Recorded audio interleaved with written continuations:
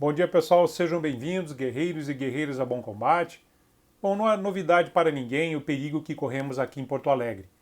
Uma cidade que sempre foi condescendente com a esquerda, agora arrisca eleger uma representante da extrema esquerda comunista para a prefeitura. Não é por acaso que, com ironia, muitos conterrâneos chamam Porto Alegre de Havana do Sul, referindo-se à capital cubana. Portanto, para lembrarmos as consequências que uma má escolha pode trazer para um povo, eu trago para vocês a resenha do livro A Tragédia da Utopia, de Percival Pugina. Um excelente livro, que conta a tragédia para o povo cubano da utopia que foi a Revolução Comunista e a devastação que ela provocou.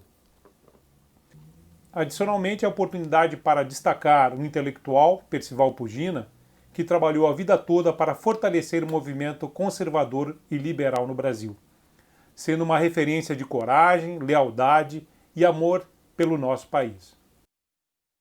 Coragem porque Percival Pugina escreveu a primeira edição do livro A Tragédia da Utopia em 2003, quando a esquerda estava subindo ao poder no Brasil.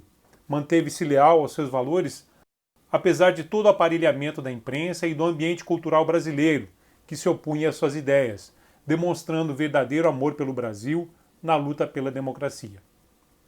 Eu indico o livro Tragédia da Utopia pelos seguintes motivos. Ele é abrangente e objetivo quanto à Revolução Cubana. Ele é atual, pois foi relançado em 2019, com atualizações sobre a situação atual dos cubanos. Apresenta muitas referências para um aprofundamento de estudo, principalmente para pessoas como eu, que gostam de consultar as fontes primárias. O texto de Pugina é realmente inspirador. Pode-se sentir a sua indignação com o sofrimento do povo cubano e traz, com todo esse exemplo, uma luz para a situação brasileira, para que evitemos cometer o mesmo erro. Fiquem conosco.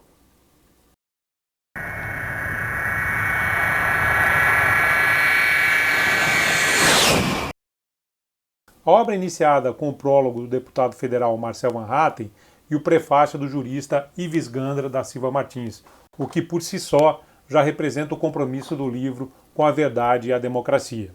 Não há ladrão mais maldito do que o ladrão das esperanças.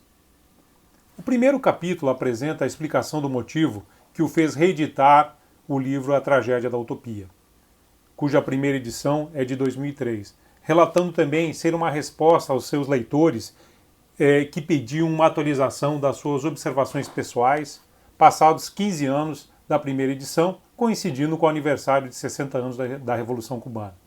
Pugina nos traz uma lição muito atual. Vê-se em Cuba, a baixo custo e em cores, a mercadoria ideológica que querem nos empurrar como coisa de qualidade. E em Cuba se conhece melhor com quem estamos lidando por aqui no Brasil. E Pugina encerra a introdução destacando o objetivo do livro, desfazer mentiras e mistificações. O capítulo 2 traz reminiscências da juventude de Pugina, coincidindo com a chegada ao poder dos Castro em Cuba, em 1959, e o lançamento do filme Ben-Hur, estrelado por Charlton Heston. Na verdade, Pugina destaca que não teria ido a Cuba em 2001 e retornado em 2002 se não fosse provocado pelas visões de camisetas de Che Guevara e Fidel ostentadas nas nossas ruas ou saudações a Cuba, à sua revolução e ao socialismo. Esse livro é a resposta obrigatória de um homem livre a essas e outras provocações. E para mim, sendo gaúcho, uma informação assustadora. Estendeu-se a bandeira de Cuba no Palácio Piratini durante a posse do governador Olívio Dutra, no Rio Grande do Sul, em 1º de janeiro de 1999. No capítulo 3, Pugina faz uma rápida regressão, ressaltando a formação histórica de Cuba, para explicar a formação do povo cubano e as consequências das suas origens na aceitação da Revolução Cubana. O capítulo seguinte, o capítulo 4, ele coloca luz nos fatos que antecederam a Revolução e os seus preparativos. Ele vai desde os acontecimentos acompanhados por Fidel, em abril de 1948, quando ele tinha 22 anos, e que tiveram muita influência na sua formação revolucionária.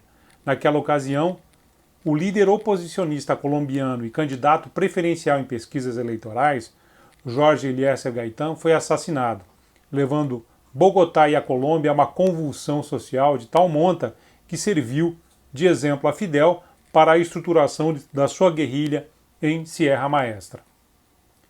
Passa pela primeira tentativa de conquista do poder em julho de 53, com ataque ao quartel de Moncada, seu primeiro encontro com Che Guevara no México, descrevendo os acontecimentos que levaram à entrada vitoriosa dos revolucionários em Havana em 4 de janeiro de 1959. No capítulo seguinte, Pugina lança luz ao mito que se criou em torno de Che Guevara, esclarecendo as razões para isso. Pugina apresenta muitas referências de leitura para desmistificar Che Guevara elevado a santo de acordo com a propaganda comunista e pacifista, e exemplifica esta afirmação ressaltando que Cuba participou de diversas insurgências revolucionárias em 17 nações africanas em apoio à estratégia de Moscou em tempos de Guerra Fria, muitas das quais foram conduzidas por ele, por Che Guevara. Cuba, já então sustentada economicamente pela União Soviética, pagava os benefícios com o sangue dos jovens cubanos a serviço da geopolítica da União Soviética. E finaliza o capítulo destacando a mensagem de ódio que ele deixou conforme os trechos da Mensagem aos Povos do Mundo, escrita nas selvas da Bolívia no ano da sua morte, enquanto tentava implantar uma guerrilha comunista naquele país.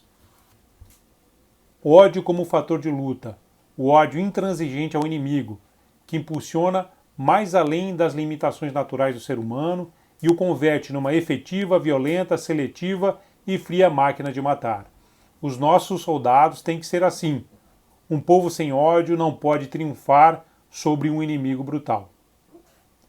Como poderíamos contemplar o luminoso e o próximo de 2, 3, muitos Vietnãs florescerem na superfície do globo com sua cota de morte e suas tragédias imensas, com seu heroísmo cotidiano, com seus golpes repetidos ao imperialismo. Capítulo 6. O serial killer do Caribe começa a agir.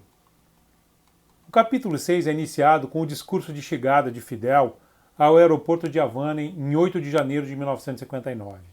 Ele diz: "Hoje quero alertar o povo e quero alertar as mães cubanas, que sempre farei tudo ao nosso alcance para resolver todos os problemas sem derramar uma gota de sangue.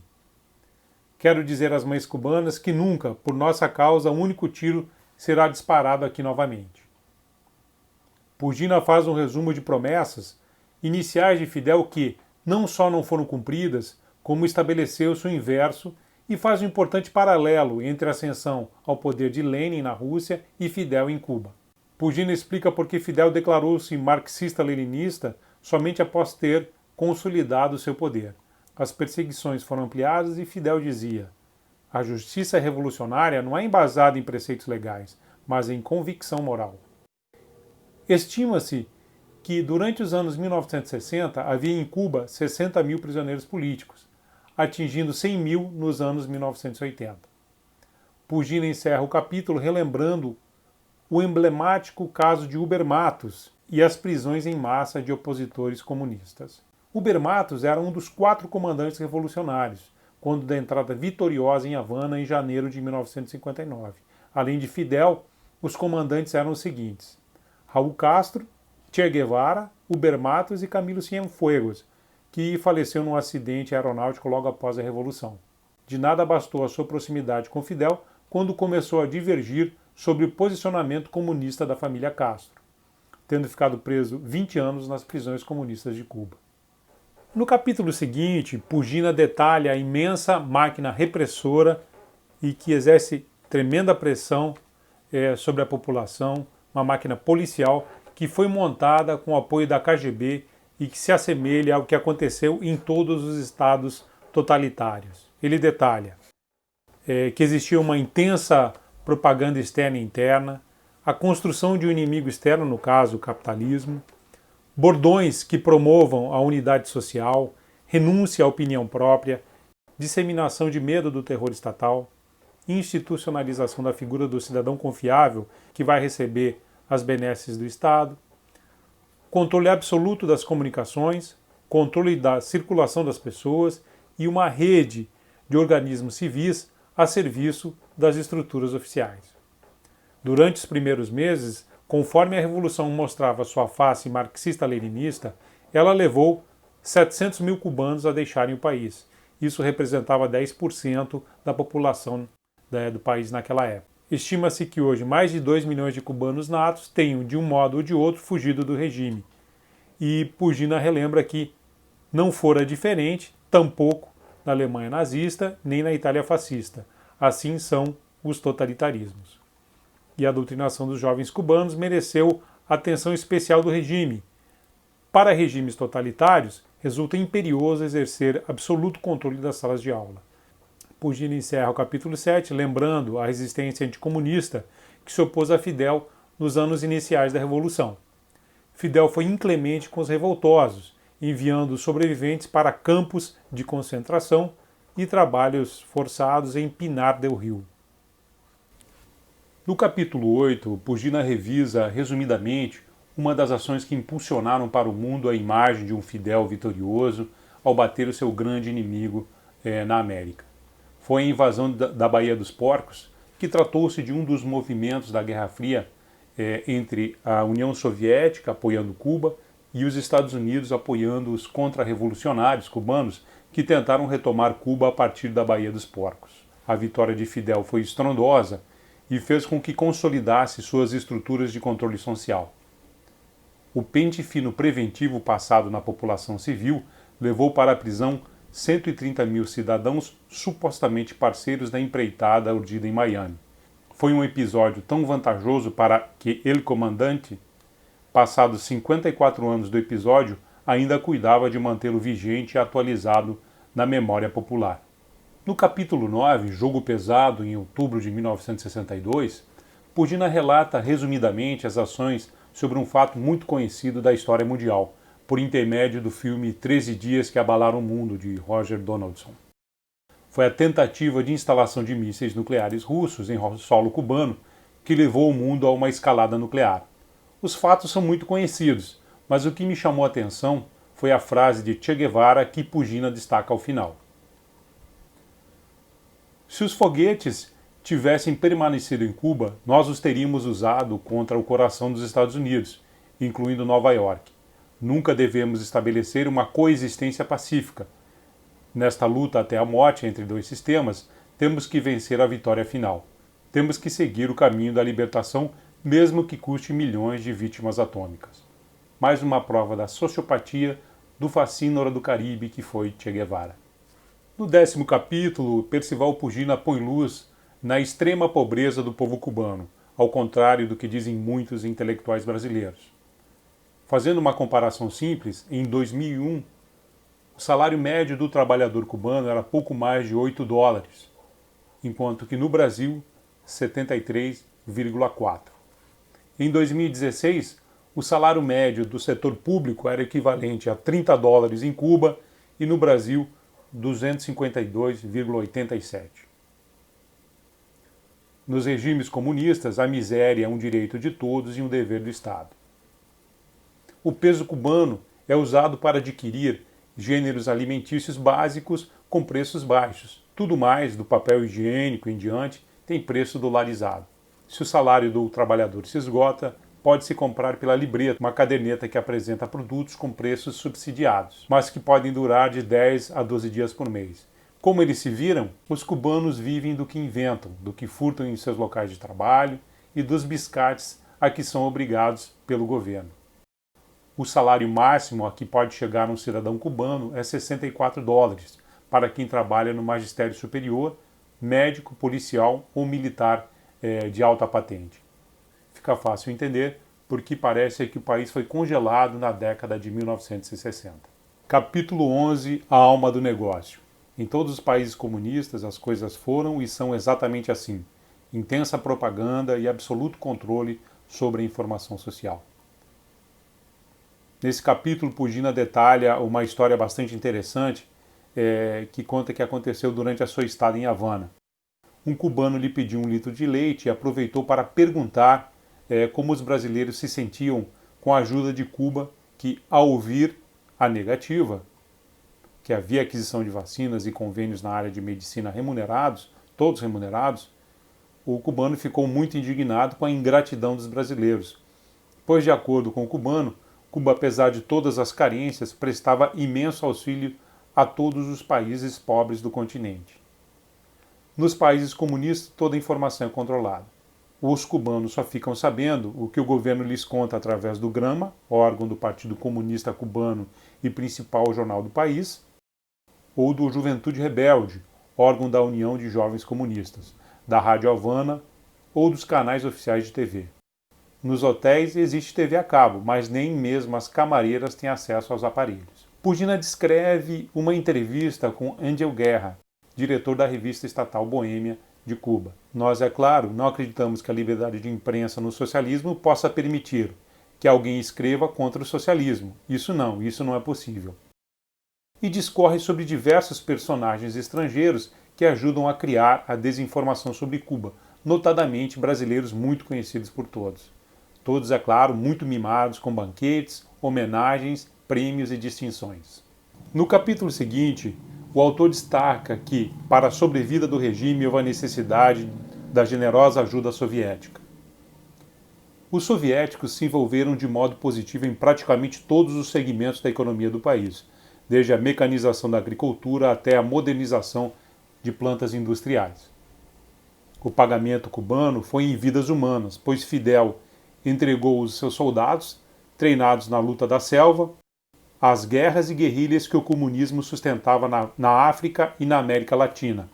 Até meados da década de 80, além de haver insuflado agentes por toda a América Latina e servido de campo de treinamento para revolucionários de inúmeros países, Cuba teve presença militar direta em revoluções, ações de guerrilha e apoio a golpes fracassados no Panamá, República Dominicana e Haiti, El Salvador, Nicarágua, Guatemala, Colômbia, Venezuela, Peru, Bolívia, Angola, Congo, Moçambique, Somália e Etiópia. Sangue cubano por divisas comerciais. A verdade é que o país empobreceu a olhos vistos e Pugina apresenta o seu espanto com as multidões de moças cubanas que estudam ou trabalham, mas para tentar fugir da fome e da pobreza entregam seus corpos aos turistas que visitam a ilha. Namorados oferecem às namoradas, mãe oferecem às filhas. No capítulo 13, que Pugina coloca como custo Fidel, apresenta a diferença do que era Cuba antes da Revolução e hoje em dia. Ao contrário do que é disseminado pelos comunistas sobre a situação de Cuba anteriormente à Revolução como sendo o bordel dos Estados Unidos, em 1958 Cuba despontava entre os mais prósperos países da América Latina, ocupando a 5ª posição, depois da Argentina, Chile, Uruguai e Porto Rico. No contexto mundial, estava entre as 22 nações mais desenvolvidas e o ingresso per capita dos cubanos em 1953 era igual ao dos italianos. 80% da população era alfabetizada e era o primeiro país da América Latina e o 25º no mundo em produção de energia elétrica per capita. 13,5 MWh, hoje são 5 MWh. Desde que os soviéticos chegaram, até o ano de 1991, Cuba conseguia atender somente às necessidades básicas da população, com uma rigorosa contenção dos dispêndios familiares. A União Soviética teria despejado 5 ou 6 bilhões de dólares anuais e comprova-se isso no desastre que aconteceu com o fim da União Soviética e a saída dos russos, quando a economia cubana, em apenas 4 anos, encolheu mais de 30%. Cuba é um notável exemplo de que o modelo de economia centralizada, estatizada, conduz a um absoluto fracasso de renda e não consegue gerar mais do que miséria e opressão. Atualmente, a venda de serviços médicos, tais como o Mais Médicos do governo Dilma, é a maior fonte de receita da ilha, seguida da receita do turismo, num total de 2,8 bilhões de dólares. Resulta incalculável o custo Fidel. Tecnicamente, Cuba está numa situação econômica pior do que antes da Revolução. No capítulo seguinte, Pugina descreve a viagem que fez a Cuba ao final de 2002 com o objetivo de recolher informações para a primeira edição deste livro. E descreve o seu encontro com dissidentes do governo cubano, indicados por Graça Salgueiro, uma escritora brasileira especialista em Foro de São Paulo. À reunião compareceram Marta Beatriz Roque, Félix Boni, René Gomes. Os 3, juntamente com Vladimiro Roca, haviam sido signatários do manifesto intitulado La Pátria es de Todos, um documento sobre a tragédia política, social e econômica de Cuba, que valera em 1997 uma condenação a 5 anos de prisão para Vladimiro Roca, 4 anos para Félix Boni e René Gomes e 3 anos e meio para Marta Beatriz. Pugina descreve uma cena bizarra durante esse encontro, porque 2 agentes cubanos filmaram o encontro ostensivamente, deixando claro que sabiam de tudo o que acontecia ali. Quando Pugina lhes perguntou sobre as razões de se exporem tanto, Marta respondeu: porque nós perdemos o medo. Já estivemos presos, o que de pior pode acontecer? E realmente aconteceu pior, pois um deles foi assassinado. No capítulo seguinte, Pugina resume o manifesto pelo qual eles foram punidos. No capítulo 16, Democracia sem oposição ou direito de estar de acordo com o governo, nesse capítulo Pugina desnuda a hipocrisia do modelo eleitoral cubano, que permite aos propagandistas do movimento comunista internacional para que eles persistem em qualificar o regime cubano como um governo democrático, desde que, é claro, se esteja de acordo com o governo. Para o governo cubano, mentira é um instrumento de ação política. No capítulo 17, Pugina coloca a luz em uma das maiores propagandas do regime, quando se apresenta qualquer crítica. Mas eles têm um excelente sistema de educação e saúde. Ele declara: intrigava-me conhecer a forma como um sistema incompetente em tudo mais poderia ter atingido os apregoados níveis de excelência em educação e saúde. E ele detalha as falácias relacionadas com a educação e saúde em Cuba. Pugina descreve uma educação direcionada para o ensino mistificado da história, reforçando a ideia do líder máximo, a disseminação do ódio contra o inimigo externo, nos moldes usados por Mao e Lenin. A própria Constituição cubana orienta os pais e o ensino para a educação conforme o ideário marxista. A ditadura castrista fez um grande esforço na área educacional, mas sem que isso trouxesse prosperidade na economia ou vida social.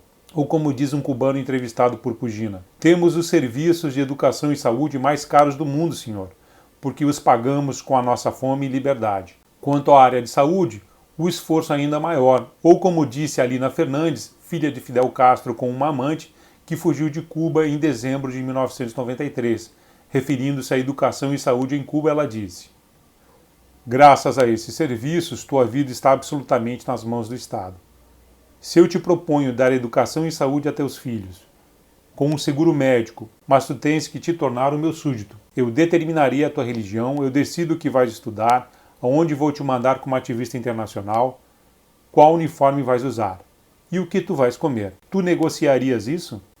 No capítulo 18, Os Muitos Crimes do Serial Killer, Pugina detalha a grande comoção provocada pelos eventos que ocorreram em 2003 em Cuba. Esses eventos foram conhecidos como a Primavera Negra, quando 75 dissidentes, defensores de direitos humanos e jornalistas independentes foram presos, culminando-se com o fuzilamento de 3 pessoas que tentaram fugir para os Estados Unidos sequestrando um barco por colocar em risco a segurança do país, de acordo com o Conselho de Estado cubano.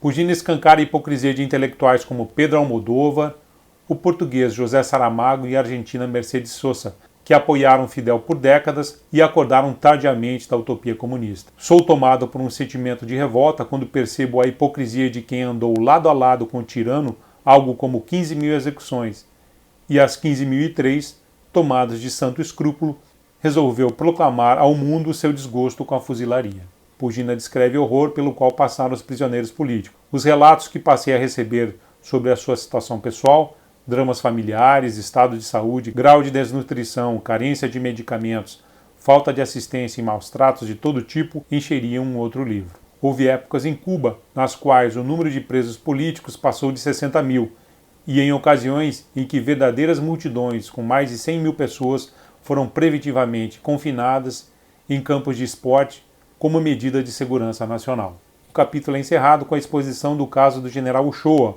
o qual foi obrigado a confessar uma culpa de apoio ao tráfico de drogas para livrar a ditadura comunista perante o resto do mundo. Pugina declara: o julgamento do general Uchoa seguiu rigorosamente o padrão stalinista. Os capítulos finais do livro são dedicados a apresentar a situação do regime comunista cubano após a publicação da primeira edição, que foi em 2004. Ele conta da atuação do Foro de São Paulo e as suas consequências para o Brasil, em uma teia de influência comunista que envolvia diversos líderes da esquerda sul-americana. Conta da aproximação Cuba-Estados Unidos na era Obama, Cuba sem os Castro e a situação de Cuba no 60º aniversário da Revolução. E Pugina encerra a segunda edição da Tragédia da Utopia nos ensinando que os 60 anos da Revolução Cubana Sua história e sua atualidade têm grande significado político no Brasil, onde o que dela se diz ocupa o topo da lista dos embustes com que tentam nos conduzir pelos rumos do socialismo, do comunismo, do radicalismo, da revolução. O que deveria ser visto como exemplo de fracasso continua sendo apresentado como referência de sucesso. A Revolução Cubana é uma das grandes mentiras contadas no Brasil. Bom, pessoal, espero que vocês tenham gostado da primeira resenha apresentada pelo canal. Quem gostou do livro e quiser comprá-lo, eu vou deixar os links logo abaixo na descrição do vídeo para que o pessoal possa comprar essa obra e outras obras do Percival Pugina. Também vou deixar outros vídeos como referência para o estudo da situação de Cuba. Espero que vocês tenham gostado. O preço da liberdade é a eterna vigilância.